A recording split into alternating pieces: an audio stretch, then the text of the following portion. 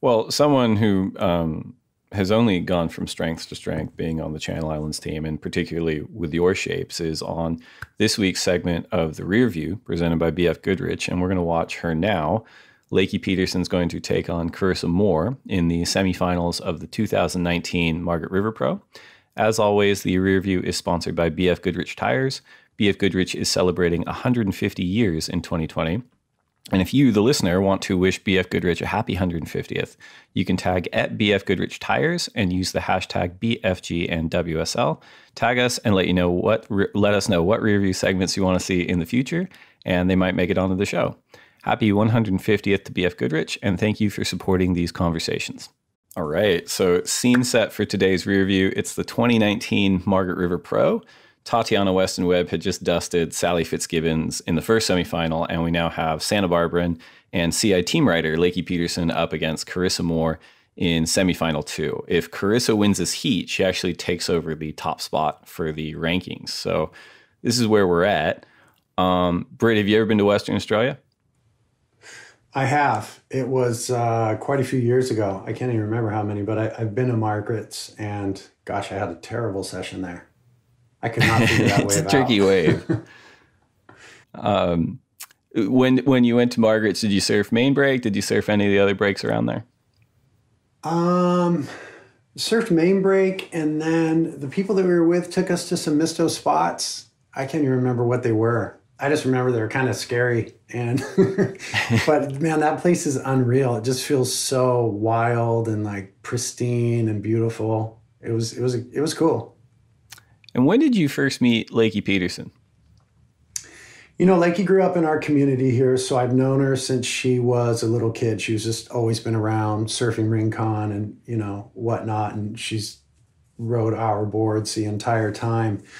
I think that I really connected with Lakey deeply. She was going to the youth group at our church years ago, and so she was aware of my daughter, Daisy Love, when she was sick, and Lakey became a huge supporter of Daisy, and Daisy just loved Lakey. In fact, I remember when Lakey won the US Open, she had Daisy Love written on her board, or maybe it said pray for Daisy, something like that. And when she won that event, she dedicated it to Daisy, and Daisy and I were watching it when she won. And I wasn't shaping at the time. That was during my time off, and we were actually living in Israel seeking alternative treatment for Daisy. And we watched Lakey win that contest, and it meant so much to Daisy. And I think I, like, through that, got really connected to Lakes, feel really connected to her. And she's really someone who, you know, compared to a lot of the other world title contenders and people that make it onto the CT, she kind of got started a little bit later in life with surfing, but got so good so quickly. And it's just, there's something about her, like, if you had to kind of, the special sauce that Lakey Peterson has, how would you define it in terms of like talent or, you know, mental strength, or what do you think kind of makes her stand out amongst the world's best?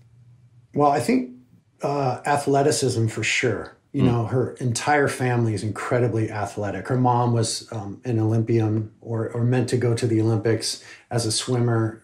Her sister is super athletic. Her brother, all of them are really athletic. And Lakey was always kind of a jock when she was growing up.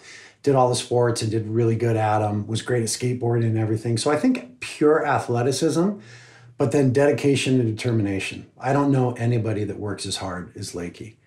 Like, she just works really, really hard all the time.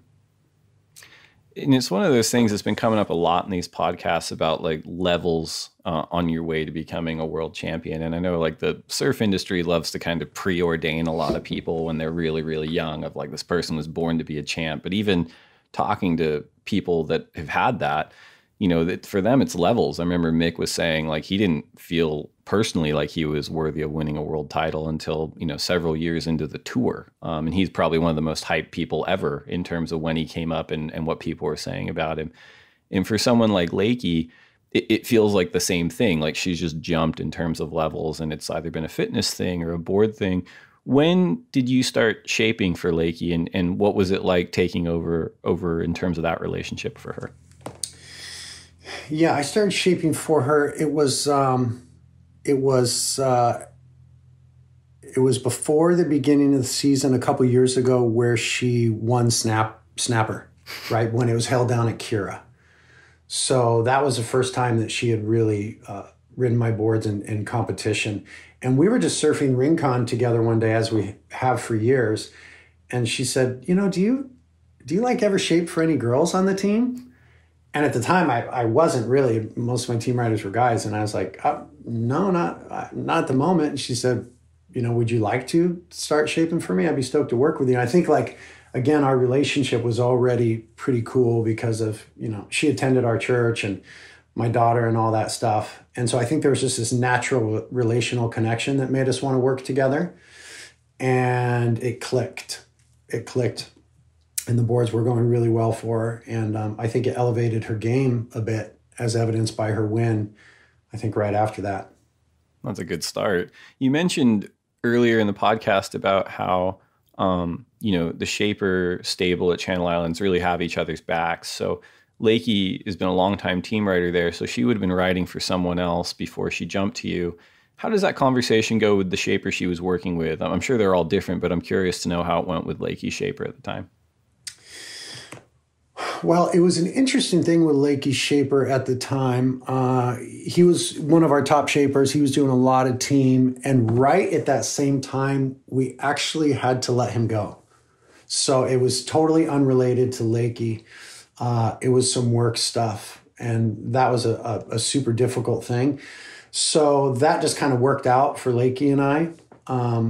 We were going to have a conversation about that. And sometimes those go well. Sometimes, you know, they can be awkward, you know, because it's all so personal. But that particular one was just a weird circumstance where he stopped working for us right as Lakey and I were planning to start to work together. And so that just kind of felt like it was meant to be in some unfortunate way. And I really, really miss and love that guy and wish he was still there. Yeah, it's hard. One of the things I've noticed on tour that I didn't know and that a lot of people might not know is that even though someone rides for a particular shaper, often they'll be trying shapes from other shapers that come in. Have you ever worked with anyone like Carissa, who was also in this heat, or any of the other women on tour, in terms of just Channel Islands giving them a few boards to try, even though they might be committed to another shaper? Yeah, that happens. It hasn't happened with any of the gals lately. But in the last few months, there's been a lot of guys that have approached us that we've been making boards for. And I don't really feel comfortable sharing their names. No, that's fine. Come on. Maybe when we're off air, I'll let you know. That's right. Give us all the dirt. But that does happen. Up here. Can you walk us through Carissa's way from your perspective? Yeah, well, first of all, Carissa's incredible. And Carissa is, she's surfing great, you know, 3 big turns right there. How heavy is that end section? And, you know, Carissa's kind of a thing for Lakey. Obviously, they've been battling, and Carissa has often had her number, which was why I think that this win was so meaningful for Lakey, especially, you know, in surf like this. Yeah. Carissa definitely has an advantage in surf like this, coming from Hawaii, and has a lot of experience in larger surf. And then Lakey coming from Santa Barbara, larger surf is just not really a thing for us at all. And so she, at this time, was working really hard. She was working really hard on upping her sort of, you know, bigger wave game. Yeah. You know, solid waves. She was spending a lot of time with Snips in Hawaii working on stuff and really putting effort into that. And this was meaningful for me because we had been working really hard on her boards. Right. In general, but especially for waves like this, which I think was a big hurdle for Lakey to kind of get into where there's a lot more water moving and feel comfortable on her boards. And I was working really hard on the design end of it. And I remember this board right here. My son actually painted that board for Lakey. What was the model and what were the dimensions, if you remember?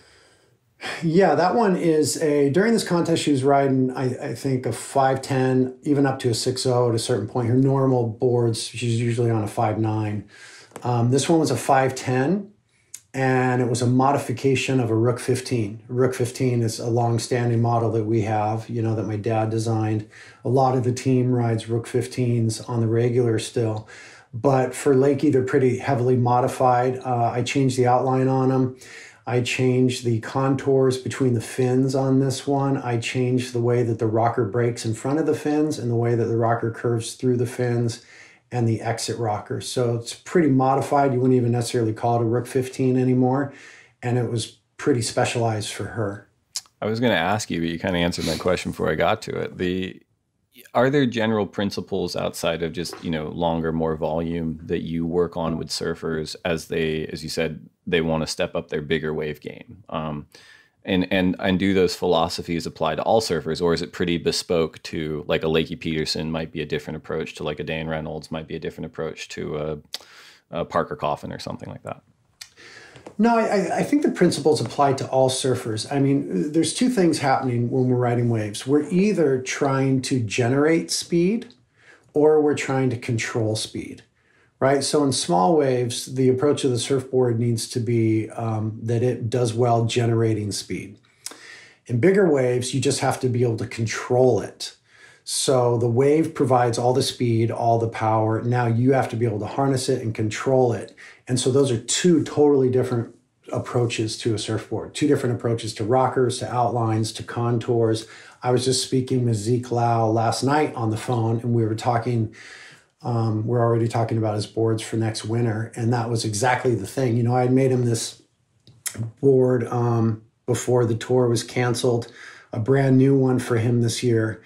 And it was working really, really good in small waves. And what we do with Zeke's boards is we'll take his small wave boards and we just start to scale them up and see how big we could go. When he won Sunset a couple of years ago and did really well at Sunset this last year, he was just riding a scaled up shortboard. He was riding what I make him as a 6.0, but in a 6.9. Now, obviously, we changed stuff, but it was just scaled up. And then this year, he was looking for more control. And, Sunset's kind of a unique place. Sunset versus Pipe versus Haleiwa, those are all unique approaches. So our conversation last night was, okay, this new board you made me works insane as a 6.0. It's got so much speed, so much get up and go, so much lift. But when it gets into a 6.2, and I'm surfing it over here, he's in Hawaii right now, I'm having a hard time controlling it. It's got too much get up and go. Right. So then my thought as a designer is, okay, how do I detune this thing? How do I, bring it down so that it's not so on top of the water, it wants to sit down in the water. It's not creating lift and speed, it's scrubbing speed. And it's got a higher degree of control when there's a lot of power. So that's kind of what's going on there design-wise. Awesome. I'm trying to get a handle on this heat here. So we've got a couple of 7.6s. Carissa's got priority. Do you watch many CT events on webcasts? I'm just curious. I watch every single one of them, pretty much all the heats. Yeah, 100%. I'm so into it. It might be just a function of the guests we have on, but like Taylor was the same. Like every person that comes on is like, I watch them all, Oh, I can't wait. Dude, the worst thing in the world is when they're like delayed and lay days and stuff. Yeah, that's right. When you're all amped, like, okay, it's sick, the comp, I'm going to watch it. And then it's like a lay day and lay day and lay day. I'm just like, oh, we got to figure out a way to just run these things. That's why the QSs are kind of nice, because you're like, no lay days, man, you're on. I'm going to get my fix today. So yeah, I'm a super fan. I'm always watching and listening to the commentary and judging every single wave. I try to drop a score for every single wave. Well, walk us through this one for Lakey. Oof. Yeah, big turn right there. This is a really hard wave to surf. There's warbles in it, obviously. You could tell she's super in the zone and super determined. And, 3 solid turns on that wave. You could tell she feels good about it. I guess she needed a 7.17 at this point to advance. And I'm assuming she got it on that wave. It does look like she's getting more comfortable as this heat goes on. And it's probably a function of what you're talking about too, her working with her coach, her working on her boards, of aggressively attacking the wave, which at main break is such a hard thing, because it's like so much water moving, it's irregular, it's slopey. Yeah. But I mean, yeah, you can see right there when she came off the bottom, there was a huge bump right in the middle of the bottom turn, another one there. So those bottom turns look pretty sketchy, but she's able to do well and get back up into the lip and get the business done up there. But yeah, and that's that athleticism you're talking about with her, right? She's able to react so quickly to changes like that. Yeah, and we were talking about how surfers kind of go through levels. I just saw a clip from Lakey. She's in Australia right now with her husband, Tom. They've been doing the COVID thing over there. I just saw a clip of her and I was blown away at how she's surfing. And I'm watching this heat right now and I'm like, no, Lakey's so much better than this now. Right. You know, I think she hasn't peaked yet. She's already been on the tour for several years. I don't know, 8 years maybe or something like that. And she has not peaked yet because the clip I just saw online of her surfing, it was like a whole different level. I'm super excited. I can't wait for the tour to start up again. Well, and she, you mentioned your husband, Tom, he's Australian and they live down by Bells Beach. So she gets to spend a ton of time over there. Channel Islands, you know, has a footprint in Australia. When your team riders are over there, particularly Lakey, are they working with the local shapers over there at Channel Islands, or are you still sort of getting boards to her from the factory in Carpinteria? In the case of Lakey right now, she, you know, just before she went over there, had a huge batch from me. So she's just working through those. We've been talking about those boards a bit while she's gone. But in general, we try to get our team members to get boards from our guys in Oz because they're able to specialize. You know, we've got Thomas, TJ, who shapes right there on the Gold Coast near Snapper, and he's able to really specialize for that area. And then we've got a team of shapers, the boys down in Avalon. And so it's really like a really big benefit for our team members to be able to go over there and get our designs tweaked by those guys for those areas. And sometimes they really, really click. Other times they feel comfortable with the equipment that they have. What I love is if they show up somewhere in the world and they don't feel comfortable with their equipment, which happens for everybody, then we have options for them over there. And I think that's a real benefit as a team.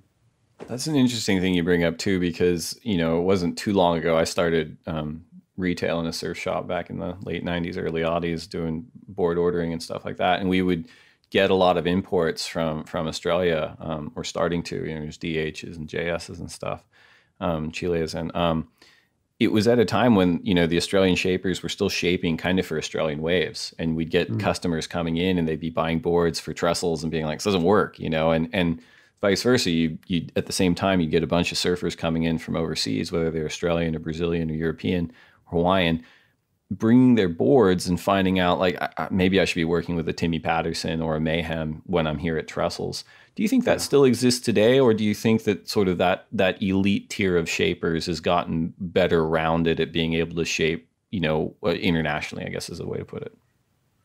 Yeah, I think for the elite tier of shapers, we've had to figure it out. You've got to be able to make the boards work around the world.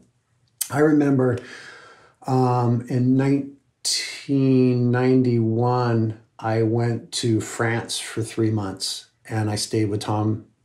He was married to Marie at that time, Tom and Marie Curran. And Tom was starting to ride some Maurice Coles at that time. And I remember talking to him about it and he's like, listen, your dad's boards work incredible in point waves, but in these beach breaks over here, there's a lot of water moving. It's a different sort of wave. These boards are just working better in these waves. And that was kind of the first time for me where it really like, I was getting an education from him on how different waves and different setups would require different boards. And that was kind of eye-opening to me.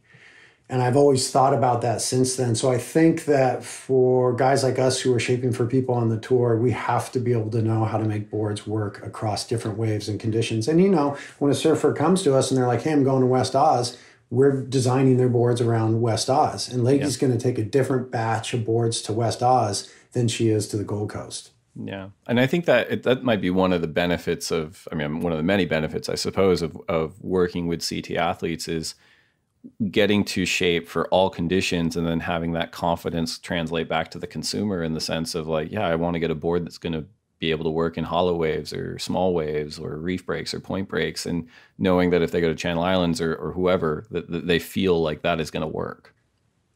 Yeah, that's really important. Then at the same time, it's really important to make boards that are good all the way around, because not every, you know, we're talking about elite athletes here, but the bulk of what we do is average surfers, and they can't necessarily have a different board for every wave that they surf. So we got to be able to make boards that are going to work in the majority of waves for the majority of surfers. And that's a challenge in and of itself. And so we'll take things that we learned from elite surfers and then try to translate that toward average surfers. And it's not as huge of a hurdle as people might think. But for example, like the Happy that we have in our line, our high performance shortboard, is originally a hand shape that I did for Dane, and then developed it quite a bit with Zeke and Lakey as well.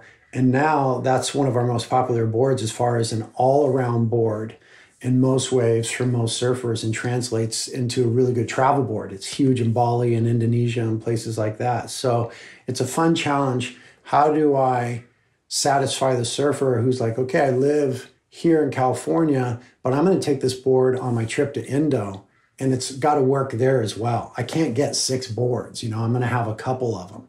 So that's a pleasing thing when a surfer from California goes to somewhere like Indo and they're like, dude, this board worked insane. And then you see them surfing rincon on it. You're like, okay, cool. Mission accomplished. It's been a while since we've seen surfers on the CT really experiment with boards, in CT competition. The ones that stand out from my tenure on tour are really kind of like, Kelly on the Wizard sleeve at Snapper Rocks, or Kelly on the Deep 6 at Pipe, or Wardo on the 5.5 at Snapper Rocks, or Dane on the MTFA in France, or Dane on the Dumpster Diver at Trestles. Or actually, I remember Felipe Toledo was riding like a quad Firewire at Bali one time too. But it's been a while, and it feels like more and more the CT surfers are just sticking with their kind of Ferrari boards. Have you noticed that too? Do you long for more experimentation from your CT surfers in live competition? I don't necessarily long for it for a couple reasons. From the shaping standpoint, again, that's the hardest thing to do, is make the Ferraris. That's the most difficult thing to do. So that keeps me intrigued, and to do those consistently and to keep them improving and to have them work across a splay of waves throughout the globe. That's a really challenging thing that, as a designer shaper, continues to motivate me.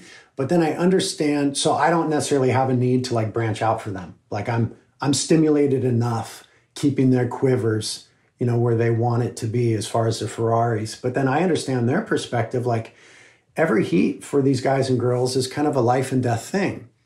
So you can't really run the risk of trying something super different. The judges have expectations. Your competitors are going to set a certain kind of bar. So it really takes someone unique, like the surfers that you mentioned, to be willing to branch out. So I think a lot of it is a safety thing. But at the end of the day, it's pretty intriguing that your standard thruster with PU foam and PE glass is still the cutting edge high performance thing. And I think that's telling. That says something about what really, works best in surfboards. I don't think for them I don't think it's just that they don't want to risk alternative materials. I think there's something really valid about these almost ancient materials that we use. I mean, the guys started using these in the 50s and we're still doing it. Yeah, that makes sense. You probably get to spend a bit of time on tour when it's back on. And you probably get to have a look at the other equipment by your competitive shapers out there. Who, in your mind, is at the top of the list in terms of building world-craft surfboards on the CT? Well, obviously all the guys, DH and JS and Mayhem and all those guys. Patterson now more. We're starting to see more Hawaiian shapers in there with Tokoro and Robinson on Arakawas, and I think kind of the usual list of suspects. And I love Hold on, I think looking we at got to boards. scramble in the heat here real quick. Looks like Shark delay. Shark delay. Good I had grief. forgotten that happened, but that's a crazy thing. He's okay. Let's see if we see it. Nope. Scramble. Oh man. It's did they see it, or did they just get told? I don't know if they got told, but they definitely looked at each other and then bolted for the water patrol. This is such an insane thing. I know that we're kind of, I'm always blown away, but I know you and I are probably desensitized to it because it happens occasionally. But it's the comparison I make is imagine being a defensive back during a football game and being oh, and by the way, there might be a pack of wolves that get released onto the field at some point. Just bear in mind, kind of thing. Or you're like a snowboarder and there's polar bears. That's right. Right on the side of the half pipe that could come out of the trees at any moment. Yeah, it's pretty unique. I like it. Yeah, as long as no one gets hurt, I like it. Yeah. Have you surfed? Have you seen sharks when you've been surfing throughout your life? Yeah, our area here is pretty sharky, and I've seen quite a few. I was just surfing the spot in Carp yesterday, and I was surfing with a guy there who's from Hawaii, and I was telling him about the last time I saw a shark in the lineup there, and it was like inside the lineup. It was like between the rocks where you paddle out. I was paddling out, and there's just like this great white right there, and he splashed me. Like I startled him, and he splashed me, and I was telling him about that, and he got all freaked out. It seems like Hawaiians are the most like not stoked on shark people in the world. It's part of Hawaiian culture. It's supposed to be like their ancestors, right? No, they don't like them, dude. I took Zeke Lau surfing at this spot north of Santa Barbara this year, and he was so freaked out. North of Santa Barbara, it gets pretty sharky. He was not into it. The waves were so good, and he was so ready to leave. I ask surfers all the time, like, especially when we're at this spot in like West Oz or J Bay or something. I'm like, is it on your mind? Like when you're competing, and they're just like, some of them are like, yeah, but most of them, maybe almost every one of them. Now that I think of it, like, no, I don't think about it at all. And I'm like, I kind of understand why you'd block it out, because how do you perform at such an elite level when that's on your mind? Yeah, you can't. Yeah. You can't be thinking about that. Yeah, you've got to block that out. It has to be a fully focused moment, or you're doomed. Yeah. But they're majestic when you do see them in the water. I mean, I've seen them a few times, and I'm always kind of like mesmerized because they're just such beautiful creatures. But yeah, I guess it's the ones you see are you're okay. The ones you don't see are the ones you're worried about. It's the ones you don't see that get you.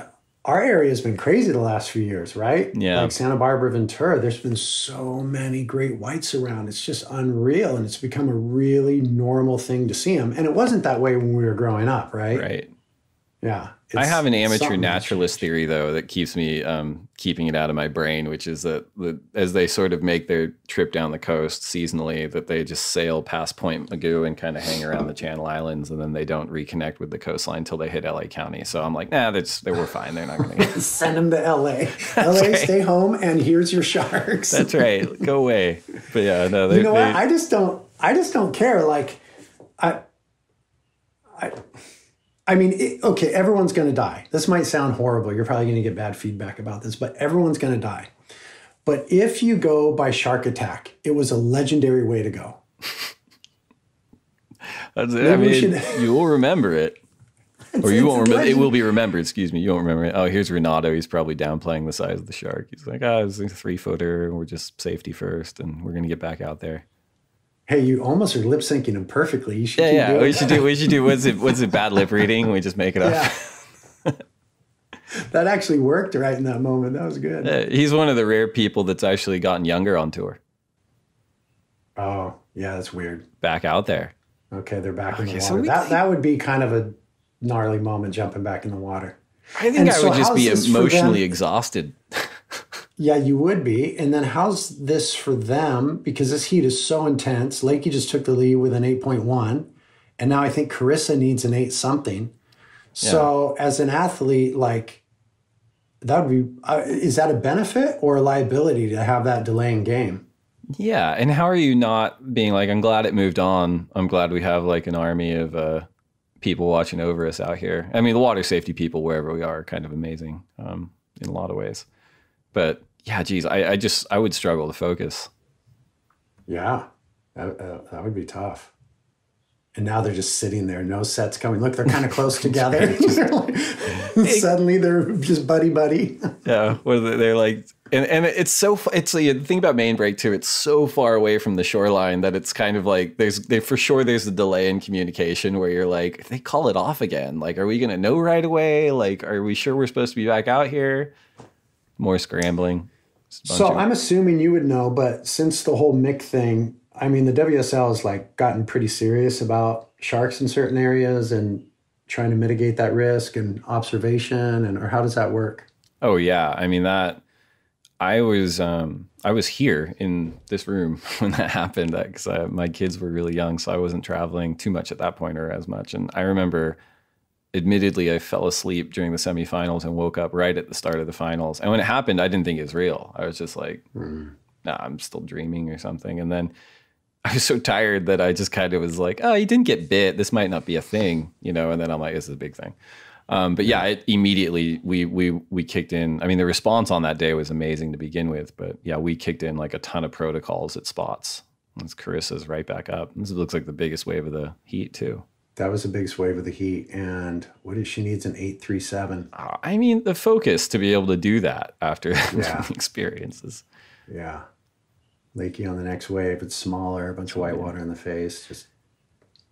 Yeah, but I mean, the response on the day with Mick and Julian was really amazing. But it was just one of those things too that after it happened, and I talked to Mick about this a little bit. Like everywhere we went, there was a shark thing. He had a shark thing everywhere we went. We went to Tahiti, and there was a shark that went through the lineup, and we went to Trestles, and there was like sharks out the back, you know. And it was just and like Huntington was getting sharks. It was just one of those things that like. We really kicked in pretty heavily, like observation with drones and sonar buoys at places we could have it, and then the ski drivers as well. And I was talking to Kanoe Igarashi about this the other day, and he was one of the guys that's like, hey, I feel completely safe during a heat out there. Like the amount of surveillance that's going on, like I feel way safer during a heat than I do free surfing. Right. Yeah, I could see that. Yeah, I mean, I was at J Bay this year. And I free surfed a lot, and that place gets a little bit spooky. The water feels so alive there. Like those little fish are always jumping everywhere, and then all of a sudden there's like a bigger fish that jumps, and then you're like, wait, how big was that big fish? And when you're free surfing, there's no backup. I would feel more comfortable during the heat because you guys are doing a lot of stuff. Yeah, I mean, J-Bay, that's where I've seen a couple that have come through the lineup. And it's like, because you just have that, basically the Finding Nemo underwater highway out the back of the lineup there. So it's a guarantee they're coming by like every day. Right. And the surfers there are kind of like, same deal. They're like, oh, if you see it, it's no big deal. It's the ones you don't see, you got to worry about them. It doesn't make me feel any better, but sure. And are you more scared when the water's clear or murky? I mean, it's pretty murky in Ventura. I mean, I think it's also like it's a perception thing, like you were talking about before. Like when we were younger, there weren't as many, but also maybe there were just less people noticing it, like, or it just wasn't being filmed or noticed. But I think that is part of it. I think also them being a protected species where we live is part of it. I think there's more of them. I think overfishing is part of it, but I don't know. I like it when it's clear because I can see things, although sometimes the things you see are just like, I'd rather not. Like, well, because I was thinking about that J-Bay this year, because there were certain days I was surfing and the water was really clear. Oh, yeah. And it had a certain feeling. And then there'd be like a bunch of swell and it would kind of get all murky. Sure. And that had a different feeling. I think I liked it more when it was clear. Yeah, it feels like it's less likely to happen. And also because I think, too, prevailing scientific theory is it's often a case of mistaken identity, right? So, if it's murkier, I guess the odds are that it's easier for it to happen then.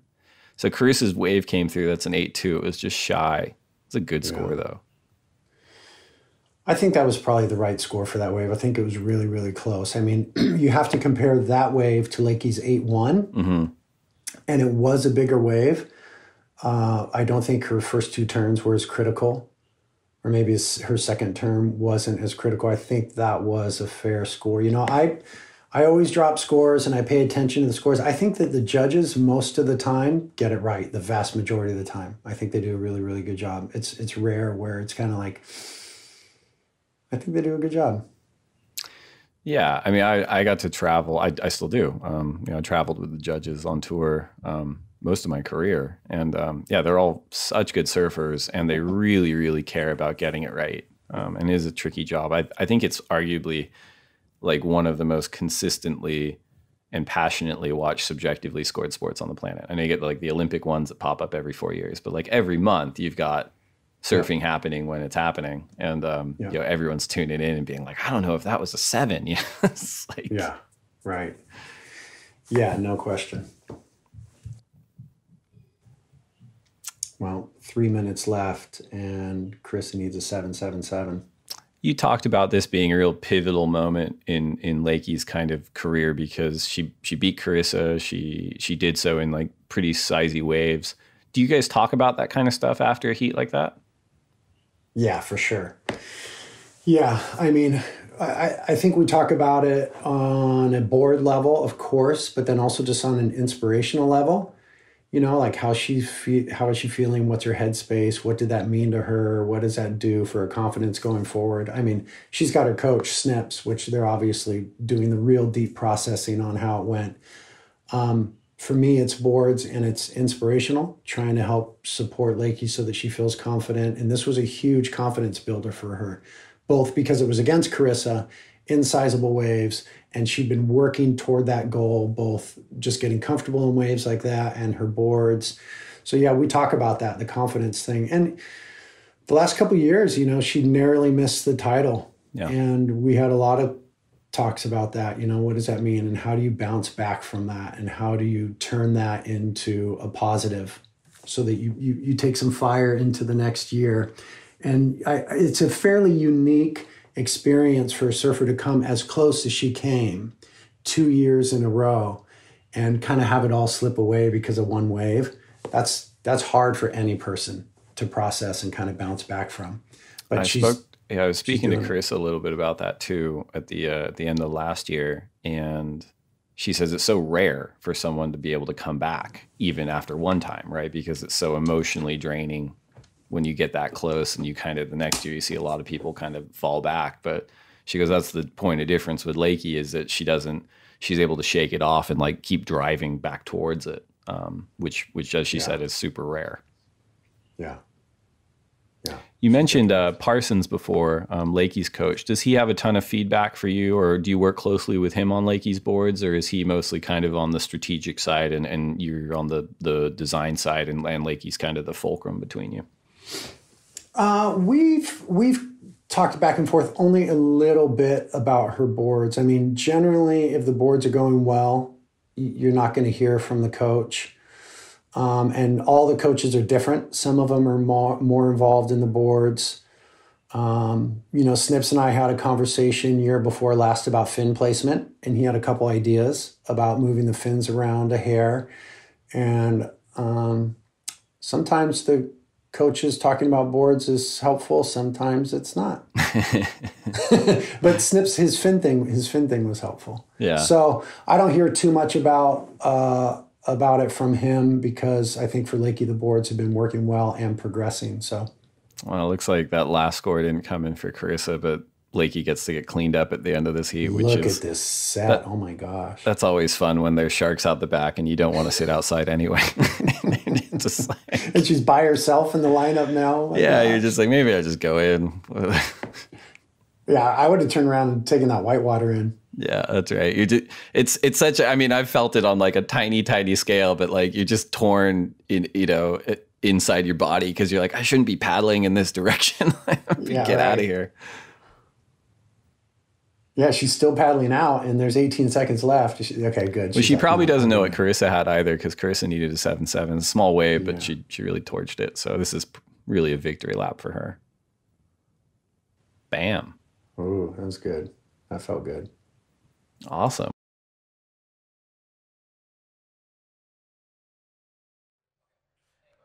Do you like that? Well, if so, subscribe over there and then watch more videos over there. And then tell us your favorite videos down there. It's a 3-step process. Do them all now.